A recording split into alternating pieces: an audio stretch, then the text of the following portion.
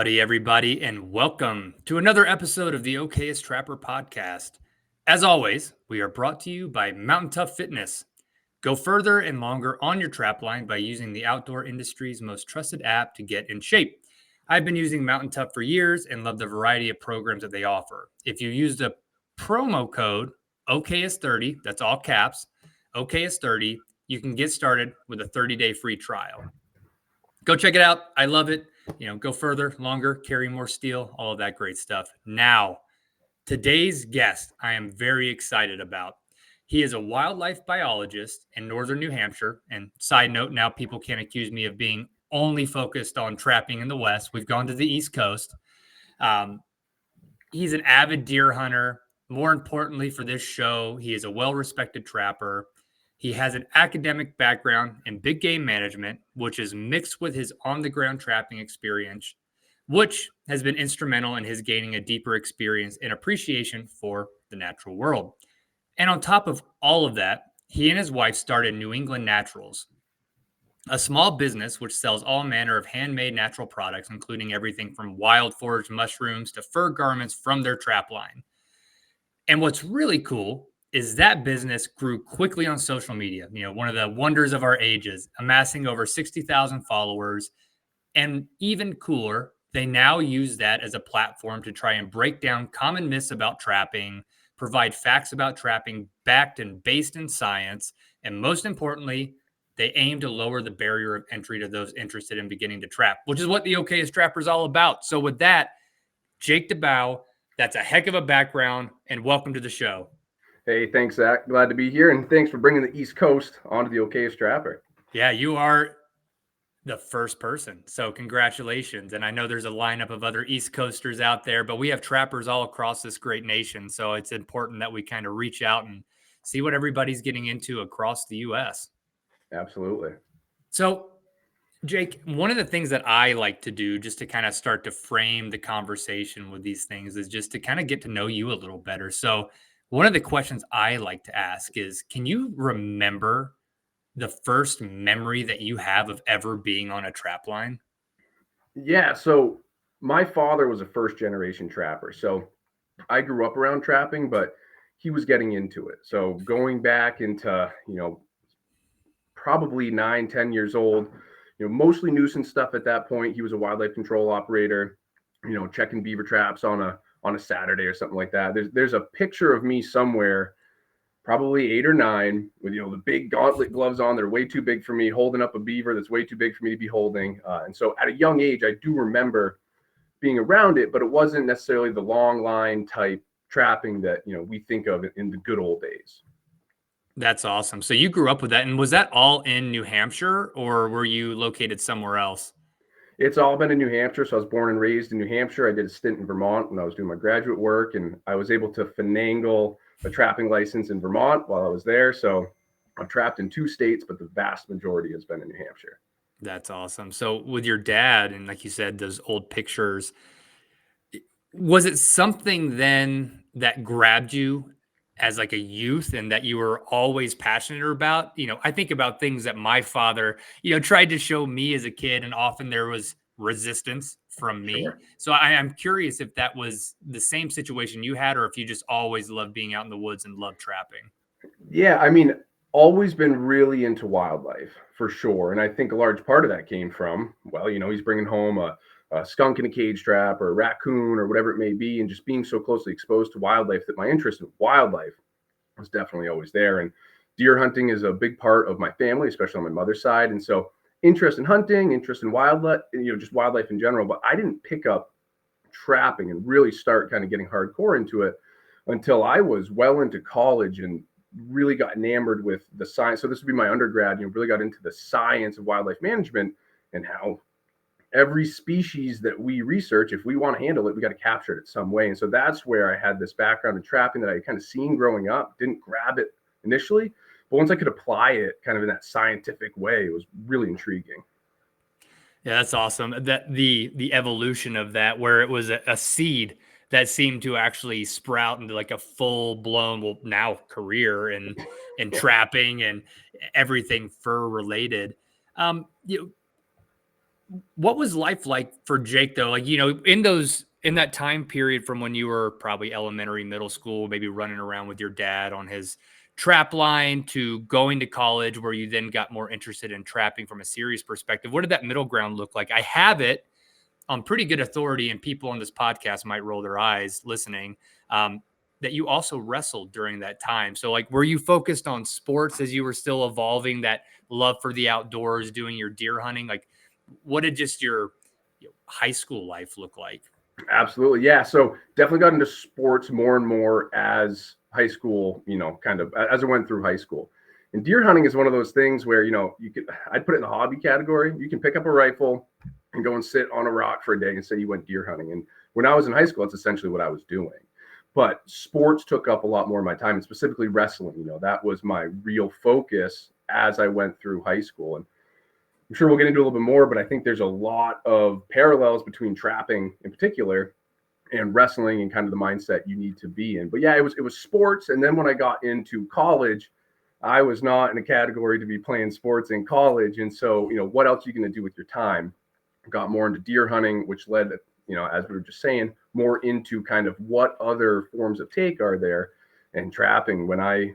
My senior year of college, I really started to trap. And then once I was in grad school and finally had the ability to make some of my own schedules, that's when I really hit the ground running. So, for folks who might be listening on the West Coast or Southeast, what does trapping and it sounds like while you were in college in Vermont and New Hampshire look like? Like, what animals are open for trapping? Yeah. So all of our fur bearers, besides lynx, marten, and there may be something else I'm missing, but have regulated seasons on them. And so, your coyote, your fox, your raccoon, most things in New Hampshire, I don't remember all the rules from Vermont, and it's so different from each state, from each species. But here in New Hampshire, all of our fur bearers, both land and water, start in right around in October. So water trapping is what we do mostly of. So that's October 15th. And for beaver, otter, muskrat, that runs all the way till April 10th. So it's a really long season, providing a lot of opportunity. And ground trapping, it's a little bit more truncated. But again, a lot of opportunity in pretty much all the fur bearers that we have present. That's cool. And, you know, I recently came across, and it might have been you guys who had posted, or I might have seen it from another Trappers Association, a really great video that I know you were a part of for the Vermont Trappers Association, talking all about heritage and, promoting trapping in a positive light for some of the things you already touched on, like, wildlife control from just a population perspective. But I'm curious, what was the impetus of that video? I know trapping's in the crosshairs for a lot of different reasons. New Mexico lost their public land trapping in the last few years.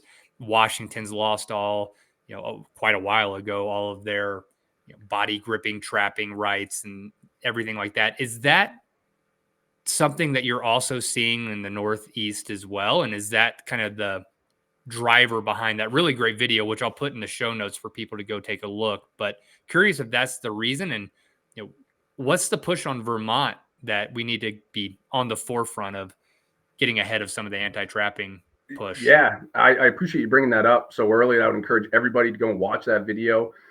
Vermont is in trouble.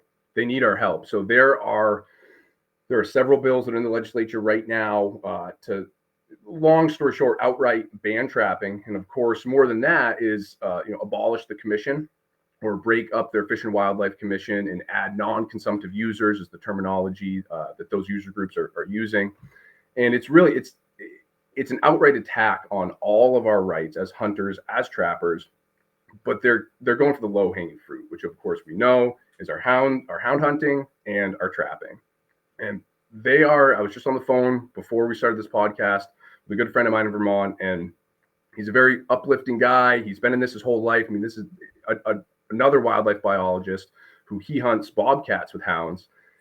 And he was just down. I mean, I've never heard him so low. And he said, Jake, I think we actually might lose it. And I mean, that's terrifying. And so The video, the impetus behind the video was the Vermont Trappers Association trying to be proactive instead of reactive. So much of what we do is showing up to the legislature, hopefully in large numbers and saying, wait, don't take that from us.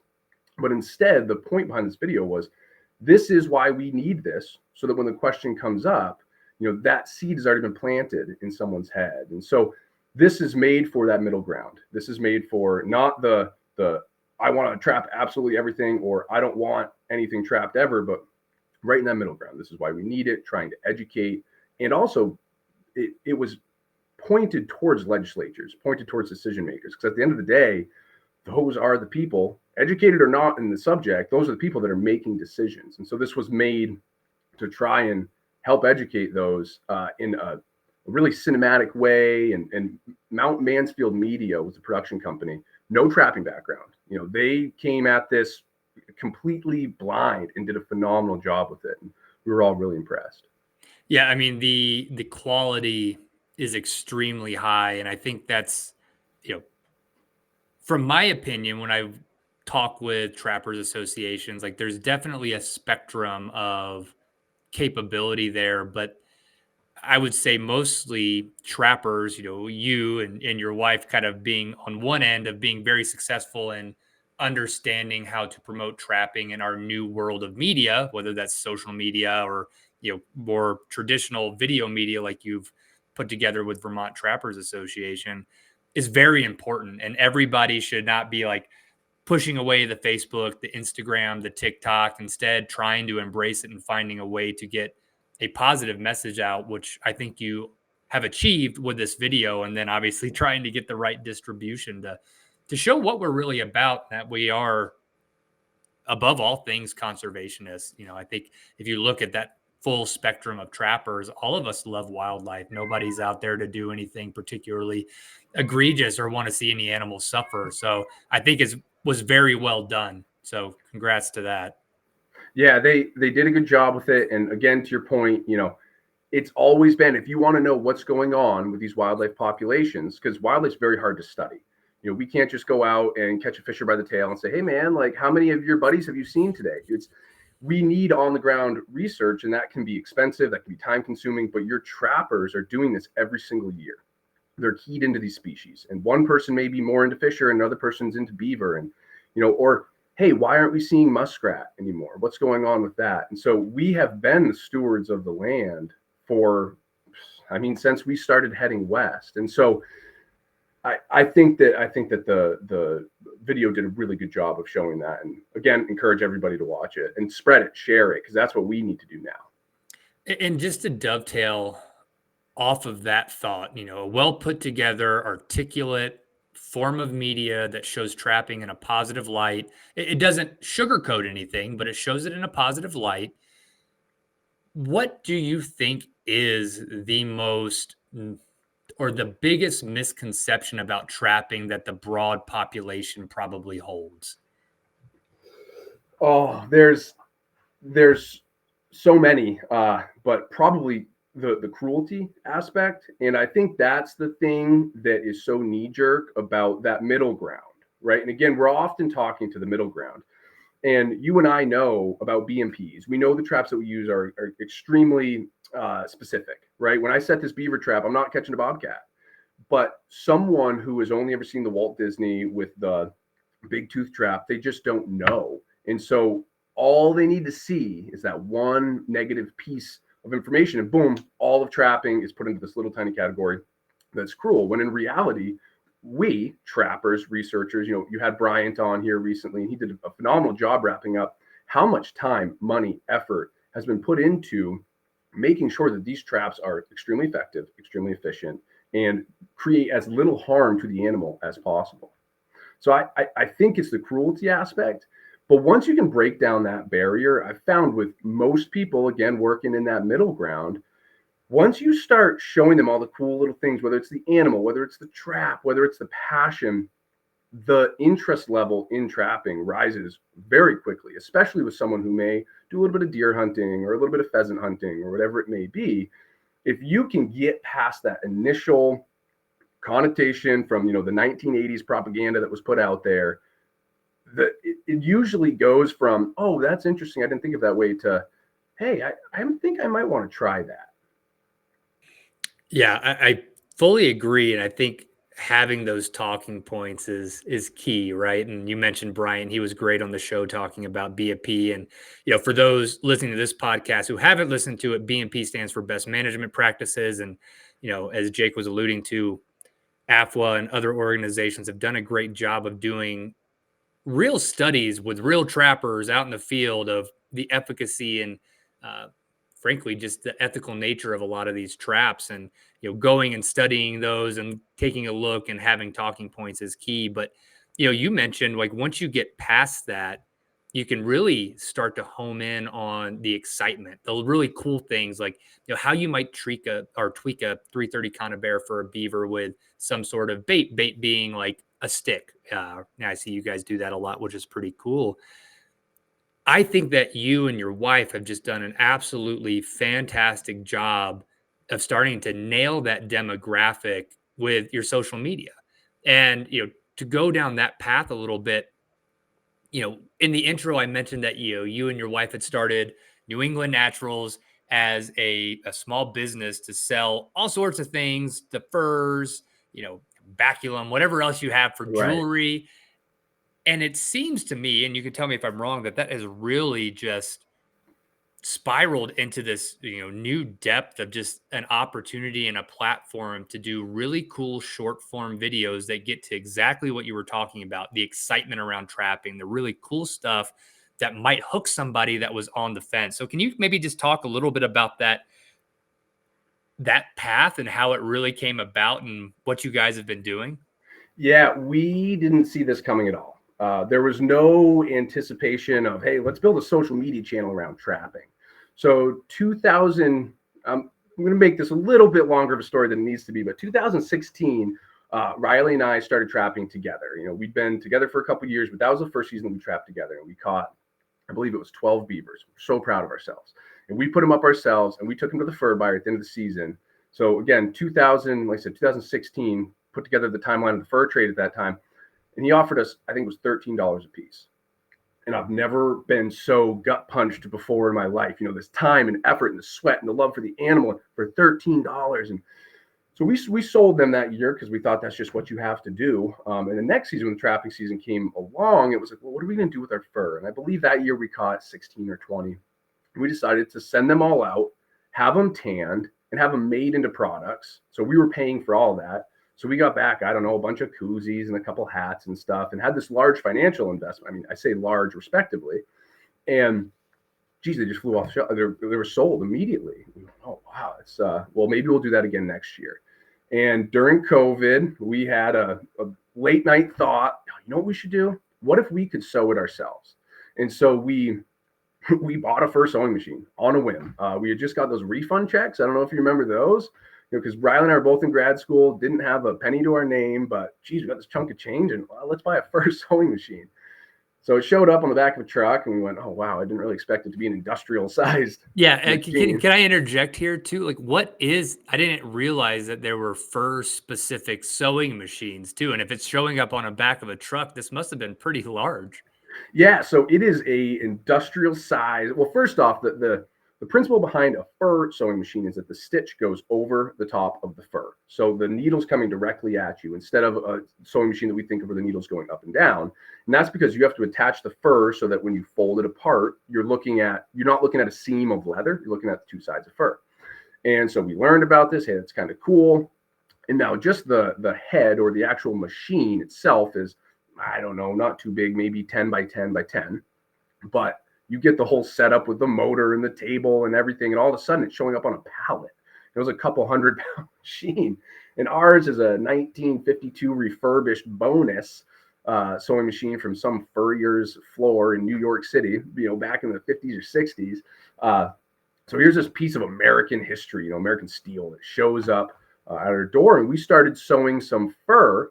And I guess step back, when we got that first shipment of koozies and stuff back from the tannery in 2017, we said, let's make an Etsy. I didn't know what an Etsy was, but yeah, sure, we'll try it. And so we did. And like that was the start of the business, we call it. Well, once we had our own sewing machine, then we just started getting our pelts tanned. And geez, in a couple months, we could make products and sell them. And listen, we're not buying a new house with New England Naturals, but it was enough that it kind of kept that financial side of trapping fun. We don't trap for the money. We trap for all the other reasons, but that's part of the fun and the excitement of that big blanket beaver is, looking at the value of that pelt when it's all said and done, all your hard work has paid off. And so it started as just a way to kind of move fur in a non-traditional way. And it was 2021, I believe. Riley said, "Hey, and again, all the good ideas and all of these stories start with Riley. And Riley's my wife. And so then she said, "Hey, we should make a TikTok for New England Naturals." I'm like, man, that Chinese thing, like, okay, no. And so after a little bit of push, and again, it was the right move, we started making some videos about fur products and what have you. And then a video where it was a time lapse of me tacking out a beaver with just some music behind it went viral. We didn't know that there was some movie in other countries that, that's the thing about TikTok is it's worldwide. And there was this movie where this character looked like this beaver that we were putting up. And it went in like 4 or 5 days, got like 36.5 million views. And we were like, wow, where did that come from? And our channel, that was like the bottle rocket that set our channel off. And we quickly realized that are those 36 million people watching this because they're interested in fur handling? No, but 36 million people just saw fur handling on their social media in present day media. This is still happening. This is still occurring. So what we started doing from there is putting on those videos, putting just these little snippets of facts about, and again, going to plug AFWA here real quick. I have their handbook and I flip through it, their trapping communications handbook. I flip through it all the time. And it's like, okay, what message are we going to try to put out in this video? And okay, it's going to be about how selective traps are. And then we just plug little snippets, because if we have them there watching something for the entertainment aspect, maybe they're going to read the education piece. And so that was kind of the platform or the base that we started on, and it's just continued to grow. That's a pretty amazing story. And you hear it all the time. You never know what's going to make you go viral, but you reluctantly were out there using TikTok, and bless Riley for forcing you to do that, because it's turned out to be, from an outsider's perspective, pretty cool, where you're having a large audience. And I would suspect that probably across Instagram and TikTok, the majority of your followers probably aren't trappers. I would agree. Which is even better, that you're able to put those little hooks in to say, like, this is still a profession in this day and age. Like, there is still a market for these things, while also showing the renewable nature of it, the hands-on, American-made kind of elements that really speak to probably the bulk of people in the country. Yeah, and there's these key messages that we found again through AFWA's handbook, and I think that every trapper, first off, I'd urge every trapper to use social media, but be really smart about it. There's these certain tenets, like don't show the blood, don't show. Do I like seeing an animal that's captured a coyote in a foothold? Yeah, I enjoy that, but I'm the minority. The coyote at the end of the chain with the ears back, it doesn't look good, but I don't know if you just saw Sportsman's Alliance, their magazine just came out, and they have one of the most phenomenal pictures of a captured coyote in a foothold trap that I've ever seen. And you can do it tactfully and artfully, and then learn these key messages that AFWA puts out. I'm not inventing anything. I'm just applying them to the videos. And so we have, for example, a video of what a swinging Susie, which is a type of body grip set that we use for beavers, where we bait the triggers. We can talk about that more, because that not every trap's right for that. But at any rate, that just got 1 million views, and they're not trappers. The people in the comments are not trappers, and you see there's some negative comments for sure, but you pick and choose through them, and you say, okay, this person, oh, I thought beavers were endangered. No, the wildlife that we trap is highly abundant. It's just these key messages that we're using are redundant, but we're getting across to new groups every time that we're using them. And so it's important to keep those key messages. If we were all using the key messages, I think that we could spread this education, much farther. I think that is as good a piece of advice as anything because even across hunting, trapping is a small subset of the larger sportsmen population, right? It's a very small subset. But even hunting is under the literal gun right now with people putting up grip and grins and other maybe problematic photos or videos. So taking the time to be very conscious about what you're putting out there and also feeding in little snippets of stuff that's already been built out for you through like the AFWA handbook. Like, if people are on the fence about getting into social media, I think that is a perfect playbook. Just get on, share your stuff, be pragmatic about what you share, and leverage some of the information that's already out there and follow that pattern. The pattern you and your wife are really laying out and showing can be quite successful for yourself and for the broader public understanding what it is that we do day in and day out. Yeah, and two additional little things about social media that I'll put out there. And again, this is something we kind of fell into, so we had to learn this, but do not be afraid to block people. Block, block, block. Every single person that comments at PETA on our videos, thanks. I just learned a new person that I need to block. We're not trying to, keep a certain, well, actually, no, yeah, we are. We are trying to keep the extremists out of here so that this messaging can get and that education can get farther with the people who are in the middle, who want to see it, who might be curious. But man, the power of the algorithm is really strong. And we saw that on TikTok. I mean, we've lost our account 3 times on TikTok and had to leverage to get it back.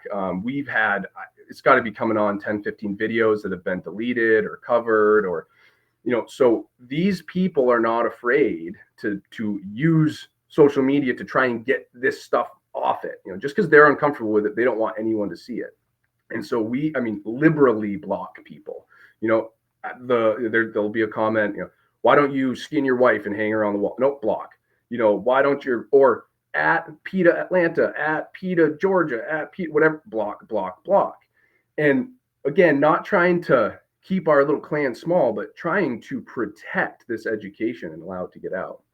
And the other thing I'll say is, what we have used, and it's not always, I guess it's not always the case, but here in the Northeast, I'm going to preface this, within the Northeast, we don't have wolves, we don't have mountain lions. And so I understand that there are dynamics between wildlife and humans in other parts of the country that this may not be applicable to, but we do not, we don't put the animal down. It's not the coyote was bad for getting the chickens. It's not the raccoon got in my chicken coop, that darn raccoon. It's not, the beaver ruined my road. These are highly abundant species. These are excess. They're living in other parts of, they've been kicked out of optimal habitat. And so these are animals that we can utilize and kind of just spinning that into positive and keeping it all positive and staying away from negative words. You kind of jumped the gun on one of the questions I had, which was with social media, what's been the biggest hurdle y'all face? And it sounds like the negativity. And I think a lot of trappers, hunters can get sucked into that vortex instead of doing, like you said, just block, instead trying to either change someone's mind who is never going to be changed in the first place, or getting so fired up that you probably say some things you wouldn't want to say publicly. But aside from that, are there any other pitfalls or big hurdles that y'all have run into, like running a successful trapping social media conglomerate? Making content. It is, and I enjoy, both Riley and I enjoy getting this message out and being part of kind of that positive face of it. But you know what I don't enjoy? Bringing the phone out while I'm beaver trapping. I want to be out there trapping. And then I don't want to come home at the end of the day and edit a video. I want to be in the fur shed.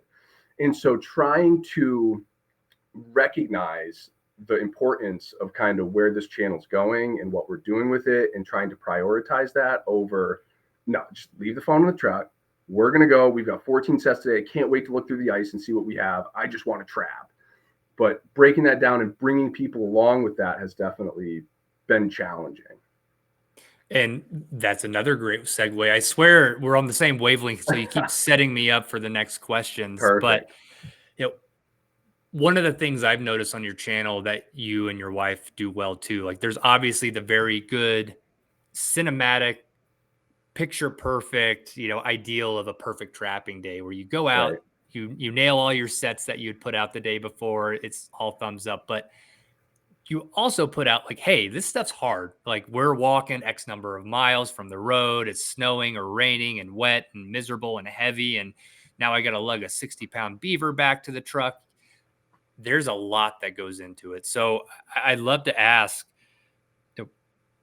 how have you found training for the trap line, and like what is kind of your source of going through the difficult parts of trapping, which every trapper knows it's not an easy gig. It's not a go and slap a foothold on the ground or throw a conibear in the water and you've got an animal. There's prep work in the field, fur shed, etc. So how do you just look at that holistically, and maybe even talk a little bit about how you share bits and pieces of that on social media? Yeah. So, you hit it. Trapping's hard. Trapping is not easy. And that's why, we don't refer to it as a sport or as recreation or as like, it's not a hobby. A hobby is something where I can pick up a puzzle and I can do half of it. I'm going to go change it. And no, well, the preparation for being on the trap line is work. But once your traps are out there, you are tied to those and you're dedicated to them. You have to return the next day. And if you have an animal, you have to deal with that animal. You accomplished your harvest. Now it's the fur handling side of things. Every part of trapping is work. And that's something, I don't mean that to scare people off. That's something I'm attracted to. I've always kind of embraced the suck a little bit. And that comes back to wrestling. Honestly, I believe that I learned how to have that kind of, I believe I heard you describe as type 2 fun, from wrestling, where it's like, okay, what I'm doing right now, I've got 2 beavers on my back and I'm still heading out on the trap line before I can come back, and I'm sweating and it's snowing, but just getting pumped up on that. Like, I don't know how else to describe it. But again, that's the trapping side. That's the part I would say that's type 1 fun. That's, put me out there with the wind in my face and pulling a beaver out of the ice. That's great. You get that initial pump up. But it's the fur shed where you really got to grind. And you have a phenomenal day on the line. You catch 6 beavers. Wow. We figure between skinning, fleshing, pulling meat, trimming meat, caster, skulls. I've got about an hour and a half to 2 hours into every beaver that I catch. And so, we had one day last year, was my best day ever. We caught 12 beavers in a day. Well, it was 3 a.m. when we left the fur shed that night. And it's just kind of part of it. But I will add, you don't have to do that. You can scale, right? You can catch a beaver, you can catch a coyote and have that be your experience. It's just, that's what we're looking for. We like to kind of push ourselves like that. It's how we get our exercise. I don't go to the gym every day. I run the trap line every day. And so that's kind of part of how we push ourselves. And as far as breaking things up with Riley and I mean, I'm very fortunate to have such a great partner on the trap line. One, for safety. I mean, beaver ponds in the winter can be dangerous for sure. But two, I might have the beavers, but she's got the 4 traps that we just pulled. And you'd be amazed the difference that 4 body grip, 330 body grips climbing up a hill can make. And once we get to the fur shed, Riley puts up all our muskrats. Riley puts up our mink. Riley, she does a lot of the raccoons and stuff. I do most of the beavers. And we just kind of naturally split up into what each of us enjoys more. So it's definitely been good to kind of grow together with that. And for the social media side, yeah, we want to show all of it. We don't want to glamorize it into, I'm just going to go out and catch my beaver and get this great meal and then go home, because it's not. I recently had a friend that just got into trapping. He caught his first 49-pound beaver yesterday, and he was all pumped up and jacked, and it was 10 o'clock, and I said, have you skunned that yet? No, well, actually, I'm starting right now. And today, it was a late night, because that's part of it, especially if you want to utilize more and more. Pulling meat off beavers is definitely what takes the most time for us and can keep us up late. Yeah, it's I I get what you're saying. There's been times where I've had good days on the trap line and you're on that high, right? You're like, these sets that I spent so much time working on hit, the foothold or the conibear or whatever it is, did a great job. Animal didn't suffer. I've got fur to take home. Like you said, even if it's, you call it type 1, type 2, you're hucking it out of the woods, you're sweating, but you're happy. But for me, it's like when I get back to the truck or back to the house, like it is inevitably, especially when it's late at night, like my stomach turns. I'm like, oh no, Hmm. like Yeah. I have got the real work ahead of you. It's just like big game hunting. You hear about it. Like everybody's like, yeah, just put down a deer or an elk, and everybody's like, huh, now the real work's begun. But Yeah, it's the truth, right? it It is. takes a long time. And if you want to leverage as much as you can, the sooner you can get to it, the better. Now, that does lead me to another question just off the top of my head. So, you and Riley, then, if you have a 12 beaver day, are you trying to then get through all 12 beaver the same day? Or is it, get as many as you can, spread it out as needed? Because I know you still work a full time job. So, I'm curious, like, you hit a bang up day on maybe a Friday or Saturday. What does that make your whole weekend look like? Yeah, so we try to, because we eat the beavers that we catch, and that food source is really important to us. It makes up about 50% of our red meat diet. I mean, we eat beaver meat at least once a week, year round, sometimes more. Our dog eats it. So that's an important part as to why we target beavers. But to your point, so for the time of dealing with it, I don't like beavers sitting around for 2, 3 days. I'm going to be consuming them. Now, I just can't get meat from every single beaver. And that's okay, right? It's okay to harvest an animal for fur. It's okay to harvest an animal for these different things. If you can add utilization to it, all the better. But there are some beavers, hey, we're just getting fur off these. And so on a 12 beaver day, those are usually in the spring. So that's usually open water, running caster, big lines. And I have a tendency to use that meat more as dog, for our dog. Once the ice leaves, for some reason, I'm sure it's in my head, those warm days, if I caught a beaver last night and it sat for 6 hours in the sun on the bank, dead, I'm not excited about eating that. But when we're trapping through the ice, and we try to catch about half our beavers through the ice and about half in open water. When we're going through the ice, I try to deal with it that exact day. And yesterday's a perfect example. Caught 3 beavers, which is a pretty good day through the ice. And it was about midnight when I put down the fillet knife, from cutting up meat. And it's how it is. Yeah, there's a little bit during the peak of beaver season of just being okay with being tired all the time. Going to bed late, waking up early to run lines, whatever it may be.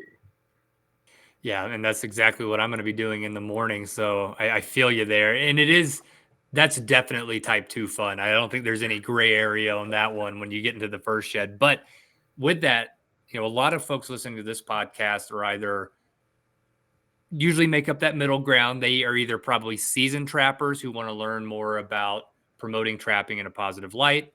It might be new trappers who are trying to learn a few more things, or it might be the folks like are visiting your channel and are a little trap curious and might get over the edge. So, talking a little bit to them, like, can you remember, or does a particular moment stand out to you where you've made an egregious error on your trap line or an egregious error in your fur shed or both? Yeah, and this one, it still burns in the back of my head. My biggest error on the trap line was I used green aspen stems to hang muskrat 110s for muskrats in a flowage that I knew had beavers. And if you can see where that's going, I lost 4 traps that night. I had 6, and what it was I was trapping beavers, and I was using aspen as bait, but the muskrats were eating on the aspen, and so I was losing my bait like every night, either catching a muskrat in a 330 or just showing up. My bait's completely chewed up. So I said, I know what I'll do. I'll catch those muskrats, and they like they like this aspen, so I'm going to use it as a big attractant. Well, what happened? And I didn't tie my traps off above ice. Another huge mistake that I do religiously now. And so what happened? Well, the beavers came up the flowage and said, wow, look at this beautiful stem. And so I pulled up my first 4 traps to see a beaver chew and my trap gone.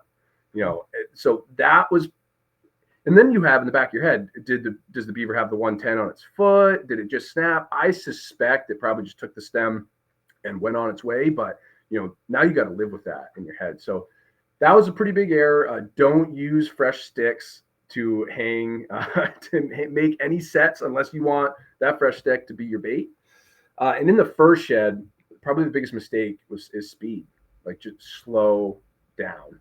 I used to hate fleshing, especially beavers, because it's a lot of work and it's tedious, and it's so easy to turn this beautiful thing that you've worked so hard at. It's really easy to ruin it. But I would go too fast and I'd blow out the edges. And so I've had to teach myself to slow way down. And then now I've been able to pick up that speed with an educated hand. Yeah. What's the old saying? Slow is smooth, smooth is fast, or something along those lines. Something to that tune. Yeah. Yeah. I definitely need to heed that advice a little bit more myself, especially like when you go back to being tired or exhausted at the end of the day and wanting to just get in bed, and you start to push a little more on your fleshing beam, or you take a little bit of a shortcut. And then especially for you and your wife, who are now building a business around it and need that fur in the best shape possible, you have to be a little cautious around that. Yeah, absolutely.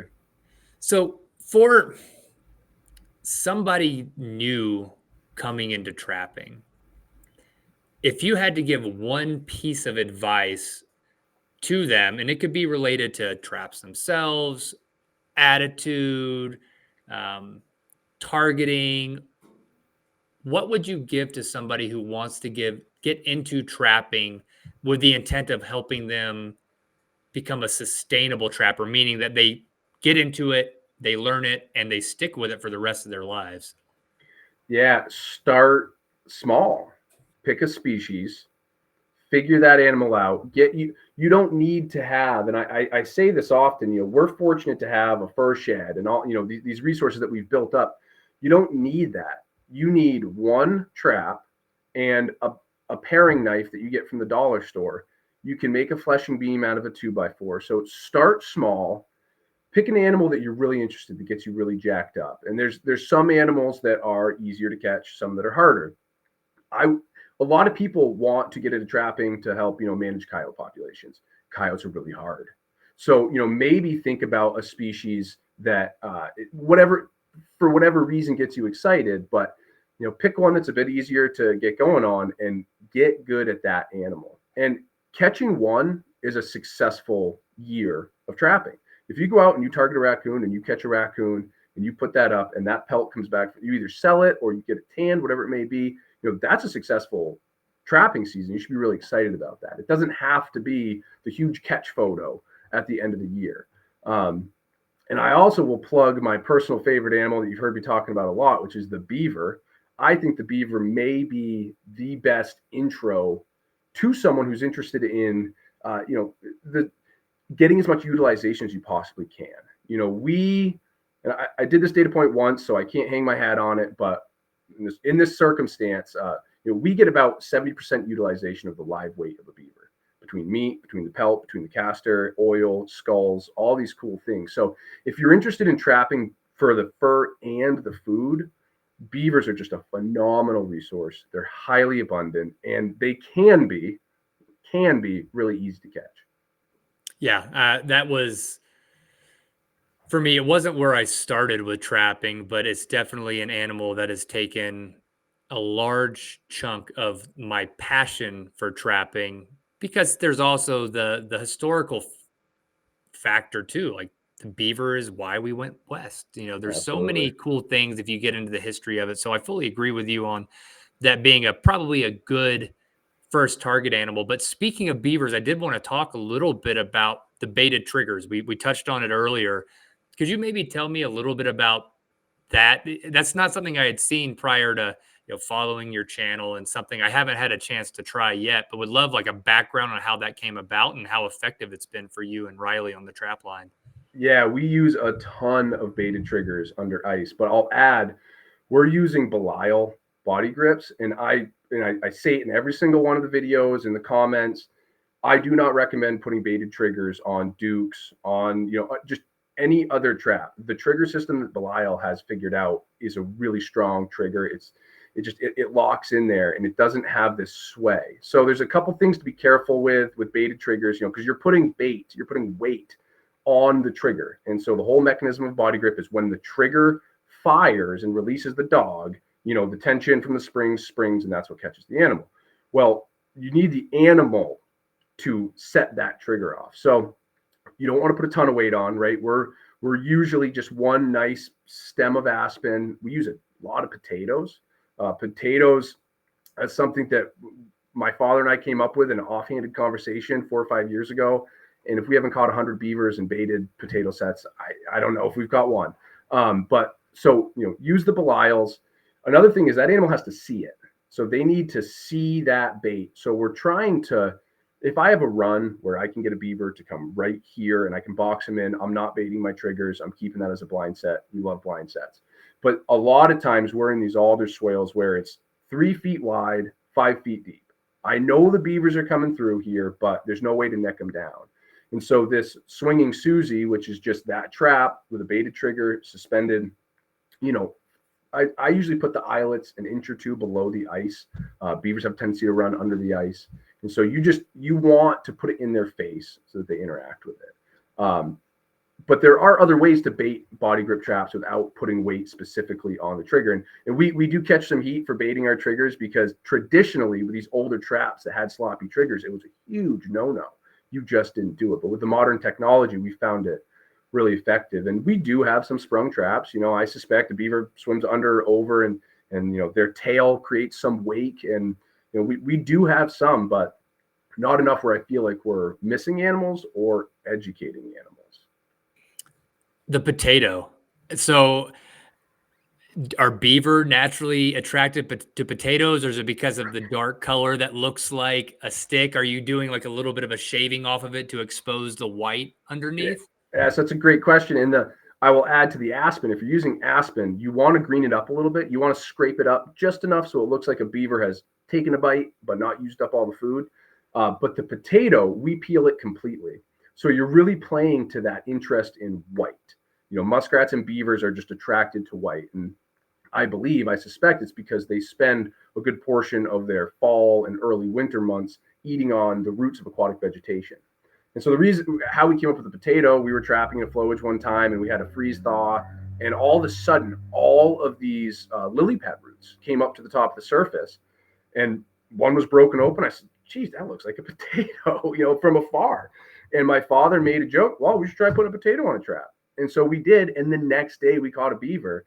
And now it's early season. I use potatoes. I think of it more of a curiosity thing.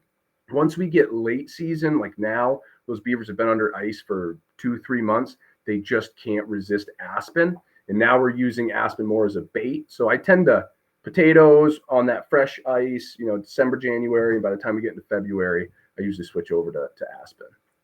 And assuming, folks listening too, like if you're in Idaho, which a lot of the user or listener base is, I think we have a few potatoes around, so you might be able to give that a whirl.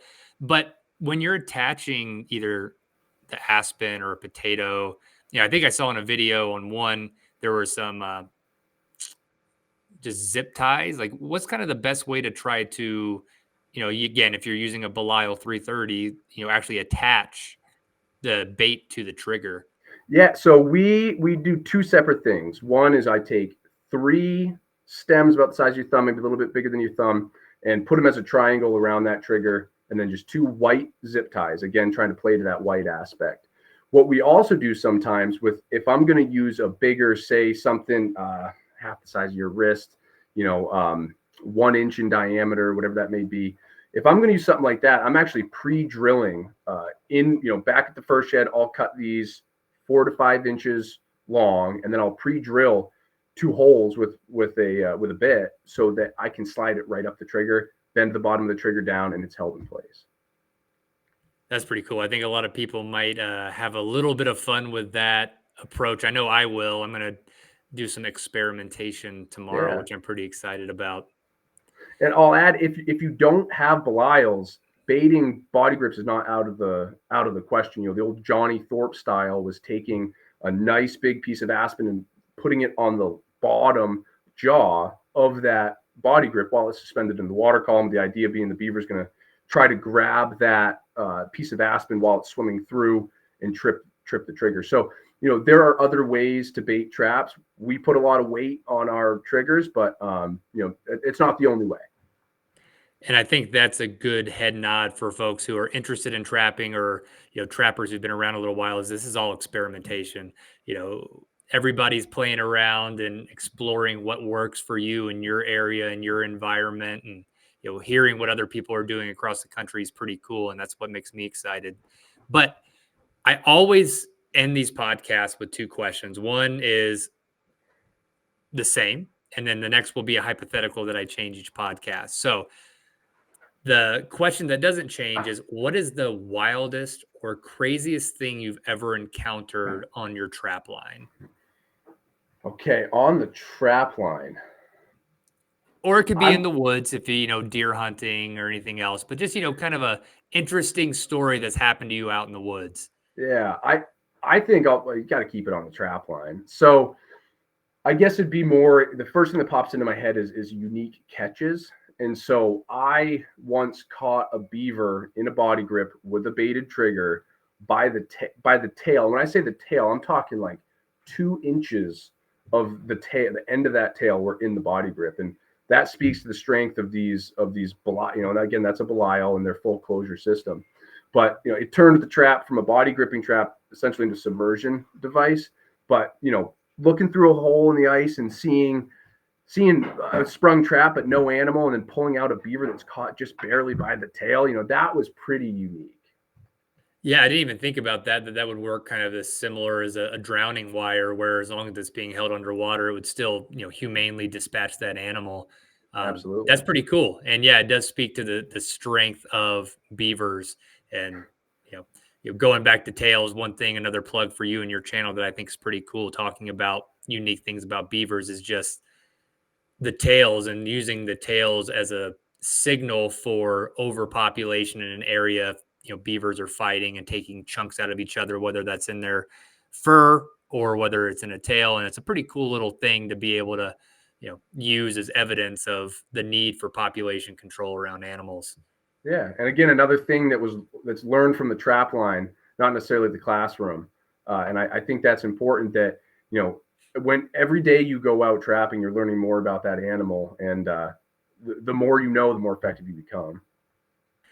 And last question. So hypothetical. So I like to do these. I tweak them for each guest. But Jake, would you rather be forced to compete in the CrossFit Games and complete every workout one time with all the weight, everything else? You can't quit, and you have to hit the time caps, everything else like that, or be forced to set all of your traps by hand for the rest of your life? Oh, wow. That is a tough one. I'm gonna go with CrossFit. I don't think I could do it, but I'm gonna try because there's gonna come a time when I'm in my 60s and I need to set a Belial, and I can't set one of those by myself as is. Riley and I have a system, if we don't have our setters, where it's 2 feet and 2 hands, another person's latching the safety. They're pretty rugged traps. So I think I'm gonna go with CrossFit. As goofy as it would be to see me running through that with, pack boots and wool pants. But yeah, we'll go with that. Yeah, we'll just hope you don't get, what is it, rhabdomyosis, so you don't you don't keel over or anything. But Jake, I can't thank you enough for coming on the podcast, talking about it. I think you and your wife are doing some really amazing work and really putting trapping out there in a positive light. And I think you are both a very positive light and an inspiration for trappers. So if trappers are out there and want to get into social media, want to do more public facing work, definitely go follow Jake and his wife, and we'll plug everything else and have everything in the show notes, of course. But see what they're doing. And what's the old saying of like, mimicking is the best form of flattery. Like, I would say don't be afraid to kind of mimic what they're doing. It's effective and it's working. And is putting a good message out there. So, Jake, is there anything else you'd like to leave folks with, and then maybe plug, your channels, your social media, and anywhere else folks can follow what you and Riley are doing? Sure. Yeah. I appreciate that, Zach. And I would encourage people to, if you have questions, reach out to us. I try to get to all messages, in a timely fashion. Sometimes it's a couple days, but we love talking trapping with other trappers. It's not something you get to do in your day to day. You can run into a deer hunter at the grocery store and chat about that quick, but finding another person that's really passionate about trapping can be tough. So reach out. We like having the conversations. And I would just encourage people to brush up. And it sounds lame, but brush up on your communication skills. Now it is more important than ever, and the work's been done for us. Google the AFWA handbook for trapping communications, and there's a few key messages, and you can memorize 3 or 4 things, and you've got them on the top of your head. When you run into someone walking down a trail, we use a lot of public access here, carrying body grips, carrying a beaver. Oh, what are you doing? Having those quick response plugs can be really helpful. And so, study the communications and how to bring a positive light to trapping as much as you're studying the animals and the different sets that you're making. Awesome. And then where can folks find you and Yeah. Riley at? Yeah. So you can find us at New England Naturals. So New England Naturals, and that's on Instagram, on TikTok. We're trying to get a YouTube going. Again, finding the time to edit videos can be tough, but you can find us on Instagram and TikTok. Cool. Well, Jake, thank you again. And everybody, stay tuned for another episode of the Okayest Trapper. We'll catch you next time.